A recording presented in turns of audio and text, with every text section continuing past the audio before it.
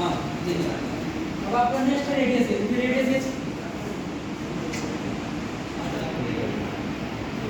का साइज देख लीजिए, मतलब बिल्कुल ऐसे आकृति होगी रेडियस गेज की। अच्छा रेडियस का मतलब क्या होता है? रेडियस का मतलब होता है त्रिज्या। वृत्त पढ़े हैं ना? अभी बता रहे हैं इसको कुछ अलग आता है। ये रेडियस का, रेडियस क्या होता है? कोई ऐसे गोला है, ठीक, इसके 20 के भाग हम उसके पॉइंट से, तो ये क्या हो गया? टोटल डायमीटर हो गया ना, इसका व्यास हो गया। वो व्यास का आधा क्या होता है? त्रिज्या होता है, ठीक है। यानी यहाँ से यहाँ तक का क्या हो जाएगा? आर, ठीक है। आर इक्वल टू क्या होता है? d/2, यानी व्यास का आधा क्या होता है? त्रिज्या होती है ना। ये तो होता है। तो इसको ध्यान से देखेंगे आप, तो आप देखेंगे कि इसमें दो तरीके की पत्तियां हैं। एक ऐसे बाहर की ओर घूमी हुई है ना, एक बाहर की ओर घूमी हुई है, एक अंदर की ओर घूमी हुई है। समझे आप?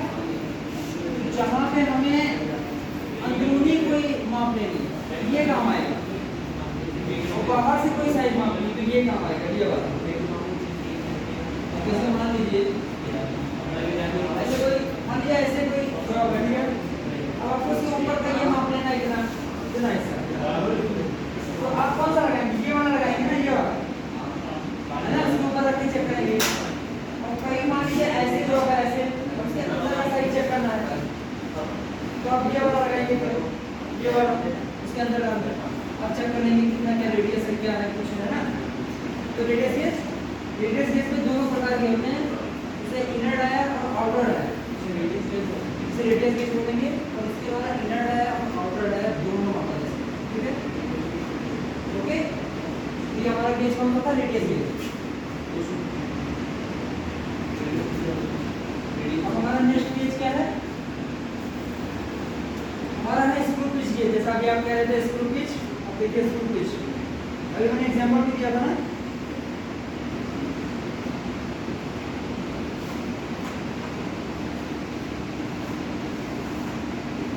देखिए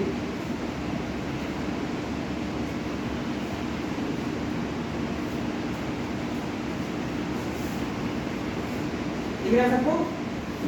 ये हमारा क्या है? Screw pitch gauge. ध्यान से देखिए, इस पर ऐसे पत्तियां कटी हुई हैं थ्रेड की तरह, है ना।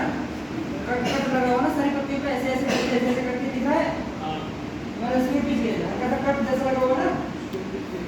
हाँ, तो हमें पता है कि जब ये पिच होती क्या, तब आप समझ पाएंगे काम कहाँ है।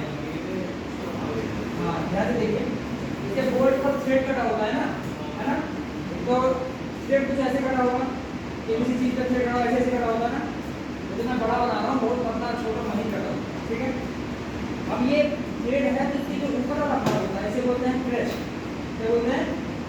इसे लिख लीजिए, ये आता है, अभी अभी एक थ्योरी निकलेगी, इसे बोलते हैं क्रेस्ट, ठीक। क्रेस्ट हो गया ये। तो जो बीच वाला भाग होता है, इसे क्या बोलते हैं? फ्लैंक। क्या बोलते हैं? फ्लैंक। तो सबसे नीचे वाला भाग है, इसे क्या बोलेंगे? जड़ है। ये जड़ को क्या बोलते हैं इंग्लिश में? जड़ को इंग्लिश में क्या बोलते हैं? रूट। सबसे नीचे वाला भाग क्या होगा? रूट। इतना समझ आया?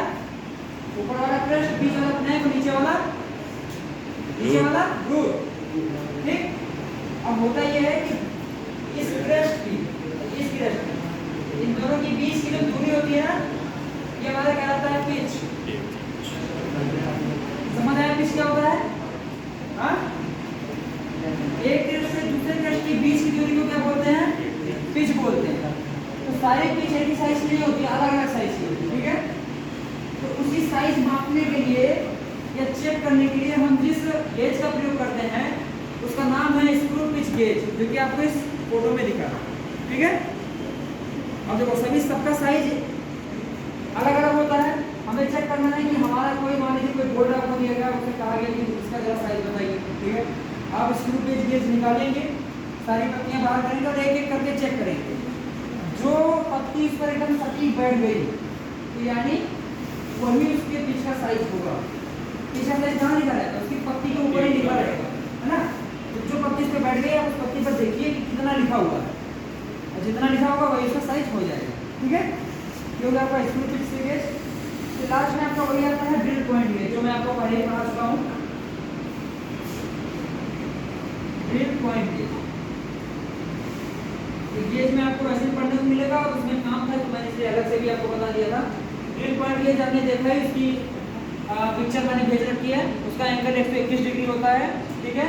और वो हमारा किसी भी ड्रिल बिट को एंगल को मापने के काम आता है। फोटो में मैंने भेज रखी, सब लोग ग्रुप में हो ना, ग्रुप में हो ना, तुम कह रहे थे तुम नहीं हो ना, कौन नहीं, उसको जोड़ लेना,